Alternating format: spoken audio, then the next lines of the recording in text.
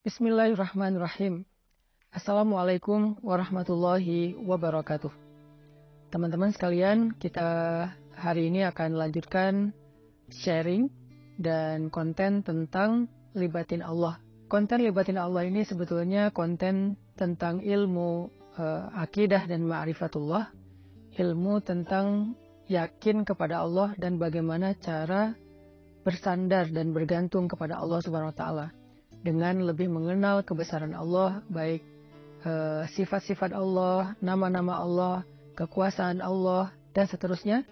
Sehingga dengan kita belajar ma'rifatullah ini, kita jadi tahu bagaimana harusnya kita berinteraksi dengan Allah. Kaifa nata'amal ma'allah fi hayatina. Gimana cara kita melibatkan Allah dalam kehidupan kita sehari-hari. Kenapa penting sekali melibatkan Allah dalam kehidupan kita sehari-hari? Karena sesungguhnya manusia itu tidak bisa hidup hanya dengan mengandalkan dirinya. Orang kalau misalnya cuma mengandalkan dirinya, maka hidupnya akan banyak zalal. Zalal itu banyak trouble, banyak mentoknya. Karena kita ini dhaif, kita ini halua, kita ini ajula, kita ini banyak keterbatasannya. Bahkan cenderungnya manusia itu rugi. Sebagaimana yang kita sering ulang-ulang ayatnya, innal insan lafi khusr. Manusia itu pada dasarnya banyak merugikan diri sendiri. Kecuali kalau dia beriman kepada Allah, artinya dia bergantung kepada Allah. Illal ladzina amanu dan seterusnya. Makanya belajar melibatkan Allah itu sesuatu yang sangat darurat ya, sesuatu yang sangat penting dalam kehidupan kita. Kalau kita pengen ada keajaiban dalam hidup kita, atau pengen dikasih jalan keluar ketika kita mentok, atau kita pengen meraih hal-hal yang kita anggap mustahil. Kenapa? Karena kata mustahil itu hanya berlaku untuk kita, tidak berlaku untuk Allah. Karena Allah ala kulli syai'in qadir. Banyak hal yang bagi kita itu jauh, tapi bagi Allah dekat. Bagi kita itu besar, tapi bagi Allah itu kecil. Bagi kita itu mahal, bagi Allah itu murah. Bagi kita itu tinggi, nggak terjangkau, bagi Allah itu rendah dan sangat mudah gitu. Bagi kita sulit, bagi Allah itu mudah. Jadi kalau kita hidup hanya dengan mengandalkan diri kita, banyak hal yang akan kita hadapi dengan hanya berkeluh kesah. Tapi kalau kita hidup dengan melibatkan Allah, justru kita akan menjadi orang yang optimis. Lalu ketika kita dapat masalah, kita sabar. Kalau kita dapat nikmat, kita syukur. Dan itulah hakikat dari kebaikan hidup seseorang. Antara sabar, syukur, karena kedua-duanya adalah khair. Kedua-duanya adalah kebaikan bagi dia. Pada episode kali ini saya akan mencoba untuk berbagi dengan teman-teman sebuah hikmah. Hikmah itu kalau dalam bahasa Arab kata para ulama artinya al-isabah fil qawli wal amal. Baik atau tepat dalam ucapan dan tepat dalam perbuatan. Jadi orang yang hakim, orang yang ahli hikmah itu ucapannya itu tepat. Jadi pas gitu, ucapannya itu mengena, ucapannya itu sesuai dengan kadarnya, tidak berlebihan, tidak juga kurang. Itulah orang yang hikmah atau hakim. Nah, di antara orang-orang yang hikmah itu nanti kita juga mengenal namanya Luqmanul Hakim. Di dalam Al-Quran ada suratnya, yaitu surat Luqman. Nah, ada banyak sekali hikmah yang disampaikan para ulama tentang bagaimana cara kita melibatkan Allah. Dan hikmah ini pasti diambil dari Al-Quran dan hadis yang kemudian dibahasakan ulang dengan bahasa para ulama. Salah satu kitab yang saya suka banget, yang isinya adalah kumpulan hikmah-hikmah, kumpulan kata-kata yang bijak dan penuh dengan kebaikan, itu adalah kitab Al-Hikam yang ditulis oleh seorang ulama besar dari Mesir yang bernama Ibnu Athaillah As-Sakandari. Nah, beliau menulis kitab hikam yang sangat terkenal. Salah satu di antara hikmah yang luar biasa tentang bagaimana cara kita melibatkan Allah itu, beliau mengatakan, min alamatil i'timad 'alal amal nuqsanur raja' 'inda wujudiz zalal. Salah satu di antara tanda-tanda orang terlalu bergantung kepada ikhtiar, bergantung kepada amalnya, bergantung kepada perbuatannya, bergantung kepada usaha dirinya adalah nuqsanur raja'. Berkurangnya harapan kepada Allah inda wujudiz zalal, ketika ada masalah dalam hidupnya. Maksudnya apa? Seringkali kita gini, kita tuh jadi kayak berani berharap yang baik-baik kepada Allah kalau apa yang kita harapkan itu masih logis. Jadi kita kayak tahu gitu gimana cara mengikhtiarkan hal itu. Kita tahu bagaimana cara mendapatkan hal itu. Sehingga kita masih berharap pada Allah, ya Allah mudahkanlah saya. Misalnya kayak kita pede bisa dapat kerjaan. Atau misalnya kita udah ngerasa bahwa insya Allah saya layak mendapatkan pekerjaan itu. Sehingga kita mendaftar di sebuah perusahaan. Kita masih berharap pada Allah supaya Allah mudahkan urusan kita. Tapi ketika ternyata kita ditolak sana-sini, kita ketuk setiap pintu-pintu di bumi, ternyata nolak kita sehingga kita nggak punya kerjaan, kita tiba-tiba jadi putus asa, jadi nggak berharap lagi, jadi nggak optimis, karena ngerasa kayaknya pintu-pintu bumi udah tertutup. Karena ngerasa kayaknya ikhtiar kita itu udah mentok, kayaknya udah nggak ada lagi perusahaan yang bisa kita hubungi gitu. Sehingga ketika pintu-pintu di bumi udah tertutup, kita jadi berkurang juga harapan kita kepada Allah. Padahal orang yang baik dalam melibatkan Allah dalam hidup itu justru di saat pintu-pintu di bumi tertutup, dia masih berharap kepada Allah. Di saat itulah Allah terlibat. Jadi jangan sampai ketika pintu bumi tertutup, manusia meninggalkan kita, jalan-jalan ikhtiar itu kayaknya udah mentok, kita jadi berprasangka buruk dan tidak lagi berani berharap yang baik-baik kepada Allah. Justru ketika keadaan kita lagi sulit, keadaan kita lagi mentok, pintu-pintu di bumi tertutup, manusia meninggalkan kita, justru saat itulah saat kita bisa melibatkan Allah seutuhnya, karena tidak tercampur dengan keyakinan kita kepada makhluk. Dan saat itulah saat yang paling ajaib, saat kita mentok.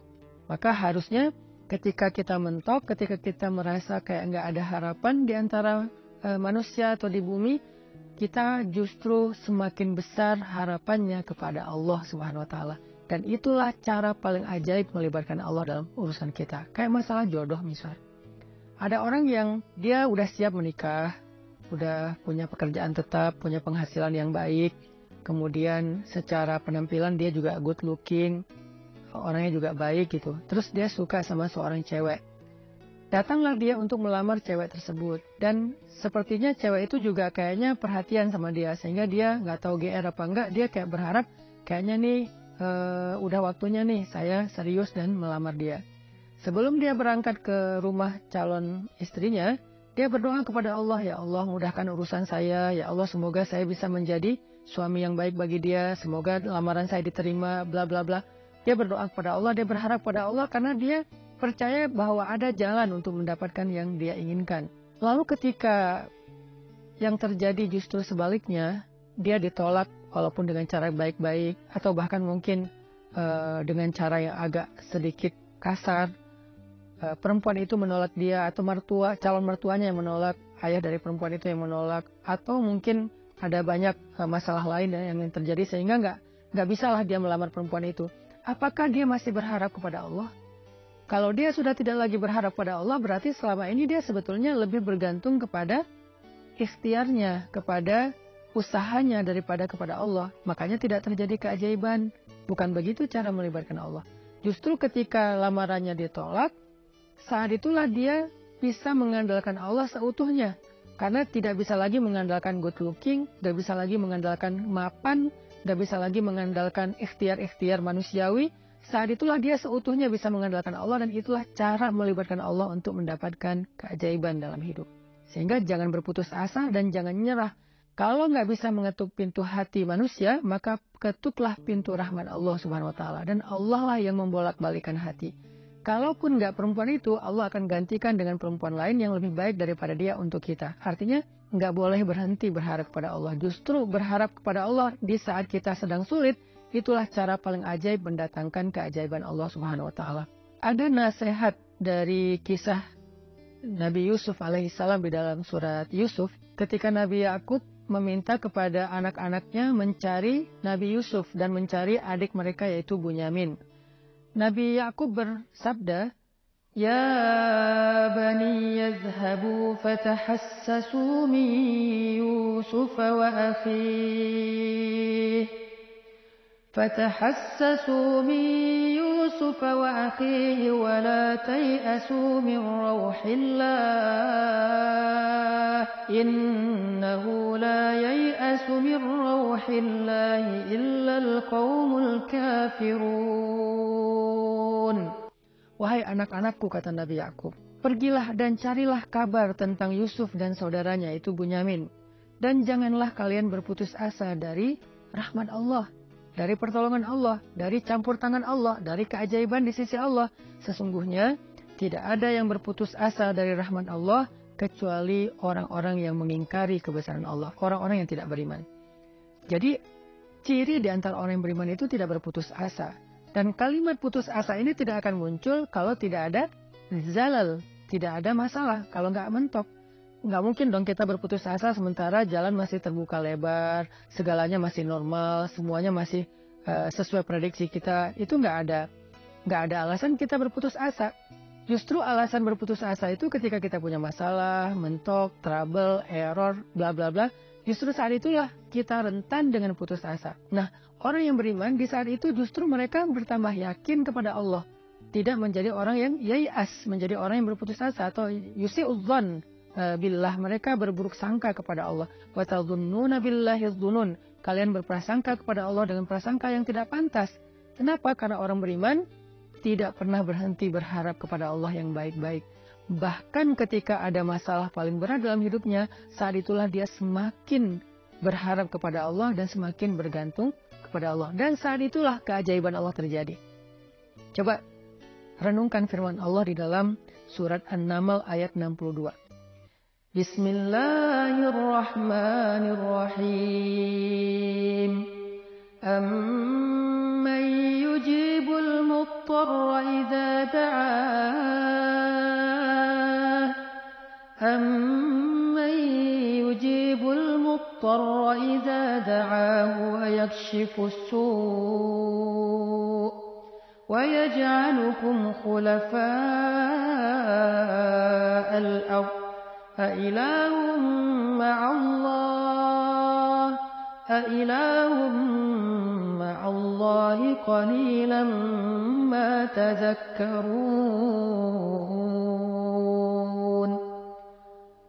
Siapakah yang akan memperkenankan doa orang-orang yang sedang kesulitan jika dia berdoa kepada Allah dan kemudian menghilangkan keburukan dari mereka dan menjadikan kalian sebagai pemimpin-pemimpin di muka bumi?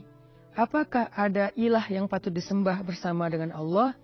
Qalilan ma tazakkarun, sedikit sekali apa yang kalian mengerti. Siapakah yang akan menjawab doa orang yang ketika muttar? Apa itu muttar? Muttar itu artinya orang yang sedang dalam kesulitan yang luar biasa. Muttar itu artinya orang yang sedang dalam kesusahan yang sangat besar. Muttar itu artinya orang yang udah mentok, itulah muttar. Maka amma yujibul muttar, siapa yang akan bisa menjawab panggilan orang yang sedang muttar, yang memanggil ya Allah, ya Allah, ya Nasir, ya Azim, ya Aziz, ya Rabbal Alamin, ya Rabbi.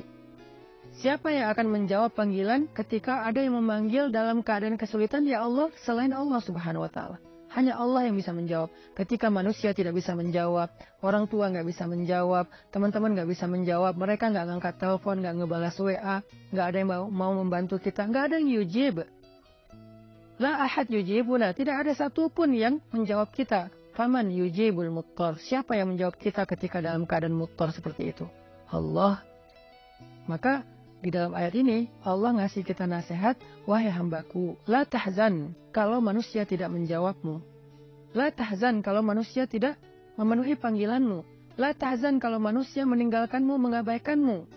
La tahzan kalau mereka berpaling dari kamu. Kenapa? Aku tidak akan pernah meninggalkanmu. Aku tidak akan pernah menyia-nyiakanmu. Wadduha wal laili idza saja. Ma wadda'aka rabbuka wa ma qala. Ma wadda'aka rabbuka wa ma qala. Tuhanmu tidak pernah meninggalkanmu dan tidak benci kepadamu, wahai hambaku. Walaupun kamu pendosa sekalipun. Ada 3 kondisi di mana seseorang itu doanya tidak ada hijab dengan Allah. Salah satu di antara 3 kondisi itu adalah ketika orang ini terzolimi. Orang yang terzolimi, walaupun dia pendosa, walaupun dia ahli maksiat, walaupun dia orang yang selama ini jauh dari Allah, tapi ketika dia dalam keadaan terzolimi, dalam keadaan susah, dalam keadaan dianiaya, dia berdoa, doanya nggak ada hijab dengan Allah loh. Walaupun dia selama ini nggak pernah sholat, walaupun selama ini dia nggak puasa, walaupun selama ini dia nggak berhijab, walaupun selama ini dia nggak pernah buka Al-Quran, walaupun selama ini dia nggak pernah mengingat Allah, tapi dalam kondisi ketika dia muttar, terzolimi, susah, maka tidak ada hijab antara dia dengan Allah ketika dia berdoa. Kenapa? Itulah istimewanya keadaan ketika orang terzolimi atau muttar. Allah nggak ngelihat dia puasa atau enggak. Allah nggak ngelihat dia sholat apa enggak. Yang Allah lihat dia memanggil Allah atau enggak. Makanya hati-hati kata Nabi dengan doa orang yang terzolimi. Walaupun orang yang terzolimi ini ahli maksiat, kalau dia terzolimi, lalu dia berdoa kepada Allah, doanya nggak ada hijab. Sehingga Allah berfirman, amma yujibul muttar. Siapa yang menjawab orang-orang yang sedang susah ketika dia memanggil Allah, idza da'ah wa yakshifus su', lalu Allah menghilangkan kesusahan darinya. Bahkan Allah menjadikannya sebagai pemimpin, artinya Allah berikan kepada dia kemuliaan, kekuasaan, dan segala kebaikan-kebaikan dalam hidup. Siapa? Allah. Masih ingat nggak dengan kisah seorang laki-laki soleh yang melakukan perjalanan, lalu di tengah jalan dia dirampok. Karena di zaman dulu itu kan banyak perampok atau begal di tengah jalan. Ketika dia dirampok, dia bilang kepada perampok itu, wahai rajul, wahai laki-laki, ambillah apa yang kalian inginkan, biarkan aku kembali kepada keluargaku, kepada anak dan istriku, mereka menungguku. Kata perampok ini, adapun harta-harta ini sudah pasti bisa kami ambil, tetapi berikutnya yang kami inginkan adalah membunuhmu. Kamu tidak akan bisa melanjutkan perjalanan. Maka laki-laki ini pas tahu bahwa dia nggak punya harapan untuk meloloskan diri, dia udah dipegang sama mereka, tinggal dipenggal, dia bilang, kalau begitu beri saya waktu sebentar saja untuk sholat 2 rakaat. Setelah itu lakukan apa yang kalian inginkan. Karena bagi para pembunuh 2 rakaat sholat itu nggak lama dan bukan sesuatu juga yang berat, ya kata mereka, ya udah sholat aja 2 rakaat. Tapi aksir, sholatnya pendek-pendek aja, nggak usah panjang-panjang. Akhirnya dia pun sholat 2 rakaat. Ketika dia sholat 2 rakaat, dia bingung, habis baca Al-Fatihah dia baca ayat apa lagi. Yang terlintas di dalam pikirannya cuma ayat ini. Kebenaran dia hafiz Al-Quran, walaupun dia hafal 30 juz, dia nggak tahu mau baca surat apa setelah Al-Fatihah. Kecuali surat inilah yang terlintas di dalam benaknya, sehingga dia baca setelah Al-Fatihah dengan suara lirih berbisik, amma yujibul muttar idza da'ah wa yakshifus su', dan seterusnya. Kemudian setelah dia membaca ayat ini, dia ruku, dia sujud. Ketika dia rakaat kedua juga dia membaca ayat yang sama, karena dia nggak ingat ayat yang lain. Ketika dia sujud terakhir, dia mendengar suara ada orang mengendarai kuda datang ke arah mereka. Tiba-tiba suara teriakan orang yang sedang dipukul. Lalu setelah itu kuda itu menjauh pergi, dan ketika dia bangkit dari sujudnya, dia tahiyat, dia salam. Selesai dia salam ke kiri, dia ngelihat para perampok-perampok itu dalam keadaan telah terkapar dan dalam keadaan tidak bernyawa. Kemudian setelah itu dia bertanya kepada laki-laki yang mengendarai kuda, ya fulan, man ant? Siapa kamu? Siapa kamu? Orang itu menjawab, aku adalah utusan dari zat yang mendengar dan menjawab panggilan orang yang memanggilnya. Aku adalah utusan zat yang menjawab orang yang memanggilnya. Yang menjawab siapa yang dalam keadaan susah yang memanggil dia, yaitu utusan Allah Subhanahu wa taala. Akhirnya orang ini pun selamat dan membawa hartanya kembali ke kampungnya. Ini salah satu contoh kisah yang sangat terkenal di antara kisah-kisah para ulama. Bagaimana ketika kita mentok, ketika kita nggak punya jalan ikhtiar, ternyata justru saat itulah saat terbaik kita berharap pada Allah. Saat terbaik kita berbaik sangka kepada Allah, saat terbaik kita melibatkan Allah dengan husnuzon dan roja, dan saat itulah saat terbaik untuk mendapatkan keajaiban dalam hidup kita. Yang terakhir, kisah 3 orang yang terkurung di dalam gua. Mereka sedang melakukan perjalanan, terjadi badai, akhirnya mereka berlindung di dalam gua. Ini terkenal juga kisahnya dengan riwayat hadis yang sahih. Ketika mereka terkurung di dalam gua, tiba-tiba batu gua itu menutup gua karena terjadi kayak longsor, batunya menutup mulut gua. Dalam keadaan seperti itu mereka takut kehabisan udara dan mereka nggak bisa makan dan seterusnya, mereka terjebak. Tiba-tiba masing-masing berdoa dengan tawasul kepada amal-amalnya di masa lalu. Ada yang bertawasul dengan birrul walidain, ada yang bertawasul dengan sifat amanah dan adil, ada yang bertawasul dengan sifat takwa, meninggalkan dosa. Sehingga singkat cerita, setelah mereka meminta kepada Allah dan bertawasul dengan amal-amal mereka, mulut gua itu terbuka, batunya bergeser, dan mereka pun selamat. Kenapa ini bisa terjadi keajaiban kayak gini? Mereka udah mendorong batu itu tapi tidak sanggup. Artinya ikhtiarnya udah mentok. Apakah mereka berputus asa? Enggak. Saat itulah mereka melibatkan Allah secara utuh dan melihat keajaiban Allah Subhanahu wa Ta'ala. Maka kembali kepada hikmah dari Imam Ibnu Athaillah As-Sakandari, min alamatil i'timad 'alal amal nuqsanur raja' inda wujudiz zalal. Di antara ciri-ciri orang yang masih bergantung kepada perbuatannya, ikhtiar dan usahanya adalah berkurangnya harapannya kepada Allah ketika terjadi masalah dalam hidupnya. Maka jangan pernah berkurang harapan kita kepada Allah. Justru ketika kita punya masalah dalam hidup dan kita ngerasa tidak ada jalan di antara jalan-jalan di bumi, kita menjadi lebih berharap kepada Allah dan yakin dengan jalan-jalan yang lebih baik yang ada di langit, insya Allah. Barakallahu fikum. Wassalamualaikum warahmatullahi wabarakatuh.